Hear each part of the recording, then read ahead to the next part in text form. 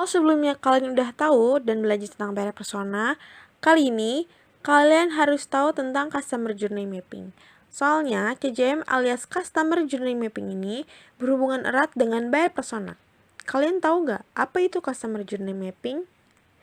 Nah, kayak namanya, Customer Journey adalah perjalanan konsumen saat berinteraksi dengan brand kamu. Dimulai saat mereka melihat brand, melihat produk, melakukan pembelian, hingga berhasil transaksi. Nah, bisa dibilang teori Customer Journey adalah memahami pola pikir pelanggan kamu. CJM ini dibuat untuk melacak langkah-langkah pelanggan berinteraksi dengan produk kamu. Tapi guys, CJM ini gak selamanya 100% akurat loh. Karena nggak semua pelanggan kamu punya kelakuan yang sama, tapi seenggaknya kamu udah punya gambaran pelanggan kamu secara keseluruhan secara lebih jelas. Kalau kamu udah ngerti Customer Journey Mapping, yang selanjutnya harus kamu lakukan adalah dengan mulai membuatnya ya. Masih bingung mulai dari mana? Sini aku kasih tahu. Jadi yang pertama adalah dengan membuat buyer persona. Buyer persona ini sangat penting dibuat agar kamu tahu mendalam tentang siapa pelanggan kamu. Makanya itu aku saranin kamu buat lihat video aku sebelumnya tentang buyer persona. Karena buyer persona atau persona pembeli ini merupakan representasi dari seluruh kelakuan target konsumen yang diperoleh dari penelitian yang dilakukan secara menyeluruh. Kalau udah dibuat, selanjutnya kamu bisa menentukan buyer personanya. Tentunya tergantung dengan bisnis yang kamu jalanin. Kalau ini pembuatan pertama kali CCM kamu bisa pilih buyer persona yang paling umum dan menggambarkan sebagian besar target pasar. Kalau udah selesai urusan buyer persona, barulah kamu bisa memaparkan seluruh touchpoint. Tapi kamu udah tahu belum touchpoint itu apa?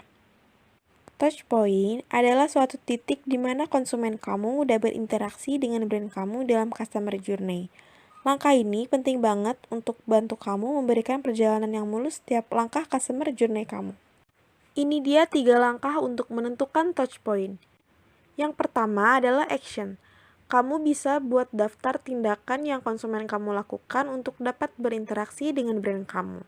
Lalu selanjutnya yang harus kamu tahu adalah semua tindakan yang diambil konsumen kamu pada dasarnya selalu berlandasan pada emosi dan motivasi.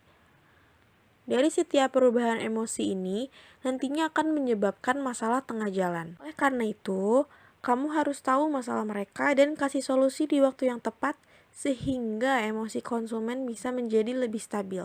Terakhir yang harus kamu ketahui adalah hambatan para konsumen untuk mencapai tujuan mereka. Kalau kamu udah tahu hambatannya, maka kamu akan bisa meminimalisirnya.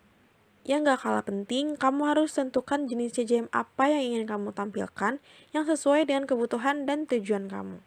Yang pertama adalah kondisi sekarang atau disebut juga dengan current state yang sering digunakan perusahaan yang menggambarkan tindakan, pikiran, dan perasaan yang saat ini rasakan saat merasa berinteraksi dengan merek kamu.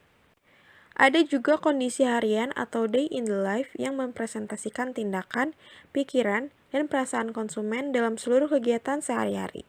Nggak terbatas ketika berinteraksi dengan brand aja. Lalu yang ketiga ada future state atau kondisi masa depan yang menjelaskan tentang rasa keyakinan kamu, tentang tindakan, pikiran, dan perasaan konsumen kamu di masa depan ketika berinteraksi dengan brand kamu.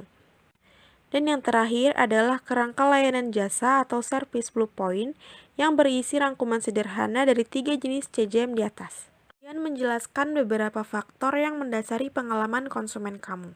Nah, kalau kamu udah ngerti CJM ini, kamu bisa membuat CJM seperti berikut. Misalnya di sini, aku punya kasus seorang ibu yang memiliki anak yang akan lulus SMP, bingung untuk melanjutkan sekolah kemana. Dan aku sebagai seorang yang bertugas di bidang marketing di SMK Wikrama Bogor, membuat customer journey mapping agar anak dari ibu tersebut sampai daftar ke SMK Wikrama Bogor.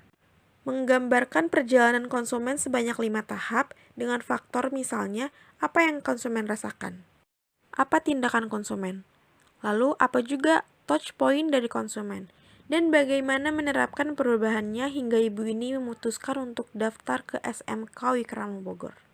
Setelah kamu selesai membuat CJM, kamu bisa santai nih guys, karena perilaku konsumen selalu berubah tergantung pada kondisi yang dihadapinya. Lakukan pemeriksaan CJM setiap bulan atau setiap 3 bulan, sehingga kamu bisa menambah atau mengurangi CJM dengan kondisi bisnis kamu sekarang. Nah, udah bisa kamu praktekin belum membuat CJM ini? Gampang bukan? Dengan CJM ini, kamu bisa tahu keadaan pikiran konsumen kamu secara lebih rinci, sehingga kamu tahu apa yang harus dilakukan untuk bisa lebih berinteraksi dengan konsumen kamu. Oh iya, aku punya info yang menarik nih buat kamu. SMK Wikrama Bogor masih buka pendaftaran peserta didik baru loh. Siapa nih yang kemarin ketinggalan? Tenang aja, gelombang 2-nya udah dibuka.